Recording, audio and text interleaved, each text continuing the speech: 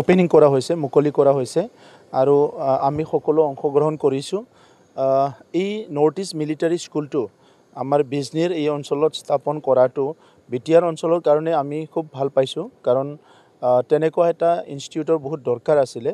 বাকী ইনষ্টিটিউটবিলাক কৰি থাকে, কিন্তু এইটো অলপমান ডিফাৰেণ্ট। আমাৰ মানুহবিলাকে ডিফেন্সত বহুত যাব বিচাৰে, কিন্তু ডিফেন্স বুলি ক'লে মিলিটাৰীটো চবচে বেছি প্ৰিফাৰ কৰে। বাকীখিনি পেৰামিলিটাৰী ফৰ্চেছটো ইমান যদিও চাকৰিৰ কাৰণে যায়, মিলিটাৰীটো বেছি প্ৰিফাৰ কৰে। তথাপিতো এই ইনষ্টিটিউশ্যনখনত আমাৰ যেনেকৈ গোৱালপাৰাত সৈনিক স্কুল আছে, তেনেকুৱাই ইয়াত মিলিটাৰী স্কুলখনত আমাৰ ল'ৰা ছোৱালীবিলাকে আহি পেলাই তাতে কৰ্চ ল'ব পাৰিব, ক্লাছ কৰিব পাৰিব আৰু তেখেতসকলে মেণ্টেলি ফিজিকেলি চব দিশৰ পৰাই এটা প্ৰিপাৰেশ্যন এটা তেখেতসকলৰ স্কুল টাইমতে এইটো হৈ যাব।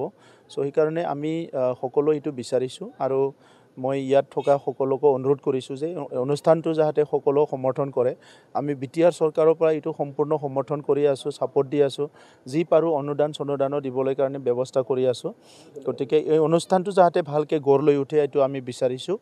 আৰু আমাৰ যিখিনি উত্তৰ পূৰ্বাঞ্চলত ডিফেন্সতটো চবে চাকৰিত যায়ে, কিন্তু অফিচাৰ আমাৰ কম অলপ। আৰু এই আমাৰ অঞ্চলৰ পৰাতো বহুত অফিচাৰ প্ৰায় নাইয়ে, বহুত যিসকলে CDS আৰু NDA এটেম্প কৰি পেলাই পাইছে তেখেতসকল আছে, বাকী অফিচাৰ আমাৰ বহুত কম আছে। সেইকাৰণে এই অনুষ্ঠানটো যেতিয়া সম্পূৰ্ণ হ'ব, আমাৰ অফিচাৰৰ ক্ষেত্ৰত বা অফিচাৰত এপইণ্ট হ'বৰ কাৰণে যিখিনি চাকৰি পাবৰ কাৰণে যিখিনি অৰ্হতা লাগে সেইখিনি তেখেতসকলে ল'ব পাৰিব। গতিকে আজি ইয়াত উপস্থিত হৈ যিসকলে ইয়াৰ নেতৃত্ব লৈছে মই সকলোকে ধন্যবাদ জনাইছোঁ। সভাপতি নতুনকৈ লৈছে যদি মই তাৰ কাৰণে কংগ্ৰেচুলেশ্যন জনাইছোঁ, কিন্তু মোক খুৰধাৰ সমালোচনা কৰিলে চৰকাৰৰ ৰিটাৰ্ণ আহিব পাৰিব নে নোৱাৰিব ইয়াৰ গেৰেণ্টিটো মই ল'ব নোৱাৰোঁ। কিন্তু যিটো কথা কৈছে যে ডিপাৰ্টমেণ্ট বিক্ৰী কৰা, চৰকাৰ বিক্ৰী কৰা, কোনখন স্কুলত বা পঢ়ি আহিছিলে হাগ্ৰামা মহিলাৰী ডাঙৰীয়াই, কোনখন কিতাপত পঢ়াইছিলে যে চৰকাৰো বিক্ৰী কৰিব পাৰে, ডিপাৰ্টমেণ্টো বিক্ৰী কৰিব পাৰে? মইতো সেইটো দেখা নাই।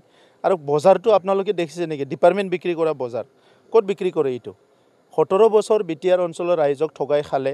সেই সময়ৰ হত্যা, হিংসা, জাতিগত গোষ্ঠীগত সংঘৰ্ষ, মানুহ মৰি বিটিআৰ অঞ্চলত বড়ো অবড়ো ইমান বেয়া পৰিৱেশ আছিলে।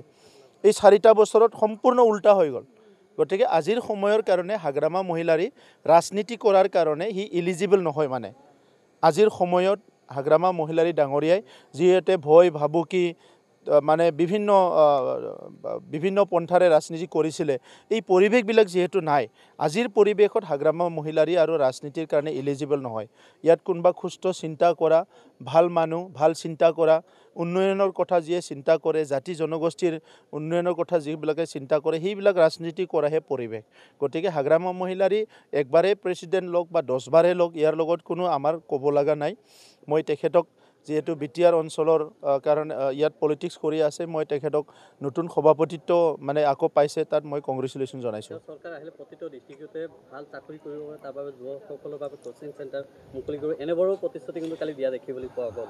এইটো কোনোবা হাগ্ৰামা মহিলাৰীক শিকাই দিছে যে ইটো ক বুলি। হাগ্ৰামা মহিলাৰীয়ে কোচিং চেণ্টাৰ বনোৱা মানুহ নহয়। হাগ্ৰামা মহিলাৰীয়ে ডেইজিং ফেষ্টিভেল বনোৱা মানুহ। সি কোচিং চেণ্টাৰ বনালে 17 বছৰটো কম সময় আছিল নেকি?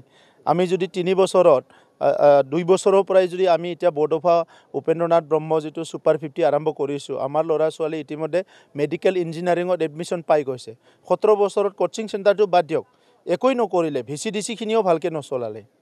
আৰু এটা কথা কৈছে চাওক, UPPL 3ত থাকিব না 4ত থাকিব না 5ত থাকিব, এইটো বিটিআৰ ৰাইজেহে ক'ব। ইয়াৰ কাৰণে হাগ্ৰামা মহিলাৰীৰ চাৰ্টিফিকেট নালাগে, বুজিছেনে? হাগ্ৰামা মহিলাৰীৰ চাৰ্টিফিকেট দি UPPL অহা নাই, আৰু অনাগত দিনতো হাগ্ৰামা মহিলাৰীৰ চাৰ্টিফিকেট লৈ পেলাই UPPL কাম নকৰে। আমি বিটিআৰ অঞ্চলৰ জাতি জনগোষ্ঠী বিভিন্ন ৰাইজৰ তেখেতসকলৰ মৰম স্নেহ সন্মান বিশ্বাস লৈ পেলাই আমি কাম কৰি আছোঁ।